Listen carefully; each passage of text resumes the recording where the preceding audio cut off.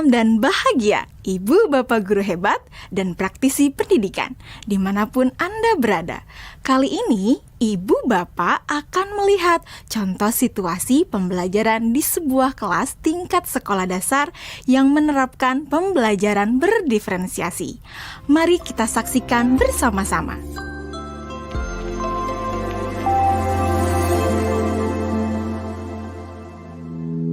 Organ tubuh manusia. Minggu ini, Pak Kasim ingin mengajar sebuah materi tentang cara kerja salah satu sistem organ tubuh manusia, yaitu sistem pencernaan. Adapun tujuan pembelajarannya adalah melalui diskusi kelompok dan penugasan mandiri. 1. Murid dapat menjelaskan fungsi organ pencernaan pada manusia.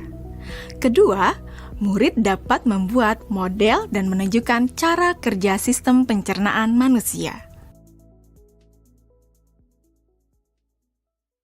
Sebelum pembelajaran dilakukan, biasanya saya akan melihat tujuan pembelajaran atau target apa yang akan saya capai pada hari itu. Setelah itu, saya melihat data atau informasi terkait murid-murid saya untuk menentukan strategi pembelajaran yang tepat dan penilaian yang sesuai.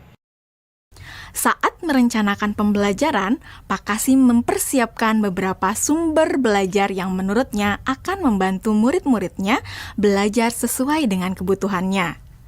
Sumber daya belajar yang disiapkan diantaranya adalah sebuah poster, berbagai bacaan yang memuat pembahasan tentang bagaimana organ pencernaan bekerja dari beberapa sumber. Ada yang berupa beberapa buku bacaan dengan tingkat kesulitan berbeda-beda, artikel sederhana, mengunduh sebuah video singkat yang sesuai dengan apa yang ia ingin anak-anak pahami, membuat kartu-kartu pertanyaan untuk membantu murid mengkonstruksi sendiri pemahaman mereka tentang cara kerja sistem organ pencernaan dengan menjawab pertanyaan. Sumber belajar yang beragam ini tentunya tetap sesuai dengan tujuan pembelajaran yang ingin dicapai atau dengan kata lain mengimplementasikan diferensiasi konten.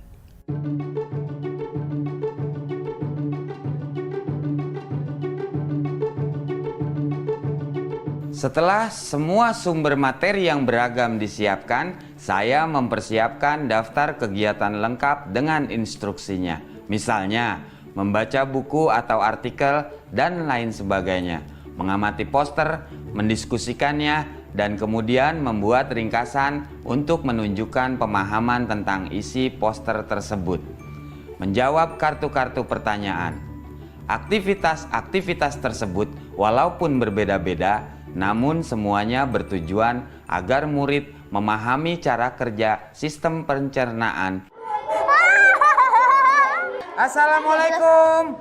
Bagaimana kabar kalian? Waalaikumsalam. Baik, Pak.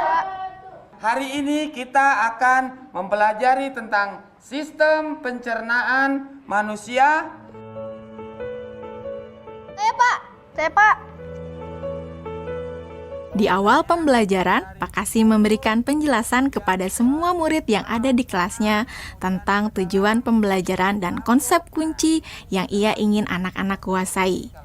Lewat proses tanya jawab dan contoh-contoh, Pak Kasim memastikan bahwa murid-muridnya memahami apa yang dimaksud dengan sistem. Pak Kasim meminta murid-murid bekerja dalam kelompok.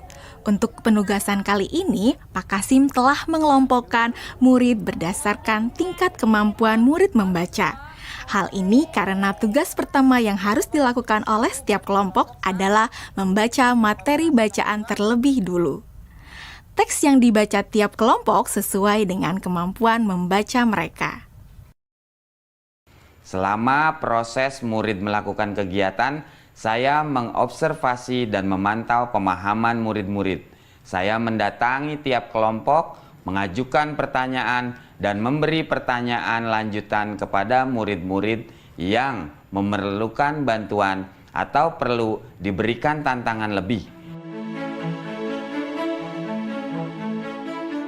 Saya juga membuat catatan-catatan penilaian selama proses ini.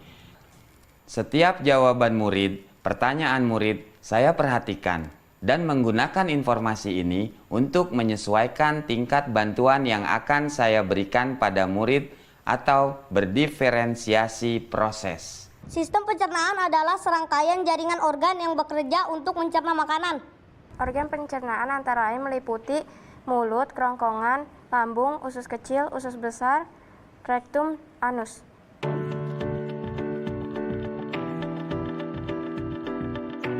Sekarang silakan membuat model yang menunjukkan sistem kerja pencernaan manusia secara mandiri.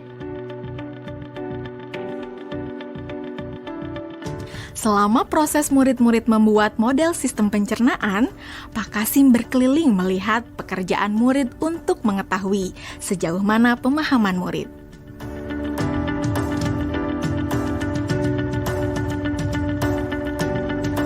Di akhir pembelajaran, saya melakukan kegiatan refleksi, di mana refleksi tersebut digunakan untuk mengapresiasi murid, untuk mengetahui atau menilai sejauh mana pemahaman murid tentang topik yang sedang dipelajari, untuk mengetahui bagaimana perasaan murid-murid ketika melakukan proses pembelajaran. Agdas, Senang, Pak. Arjuna, Senang, Pak.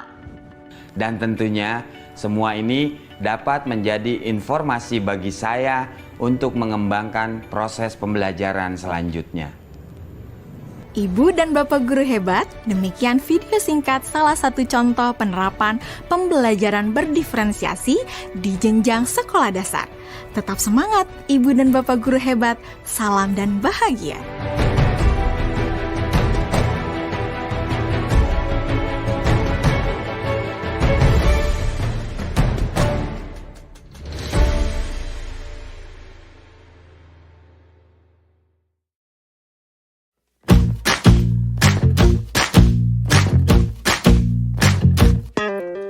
Kita bisa bersama mengubah dunia.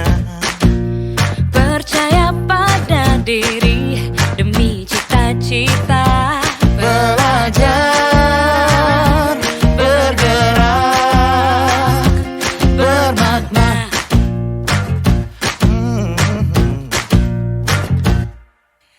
Aku bisa belajar dari ilmumu.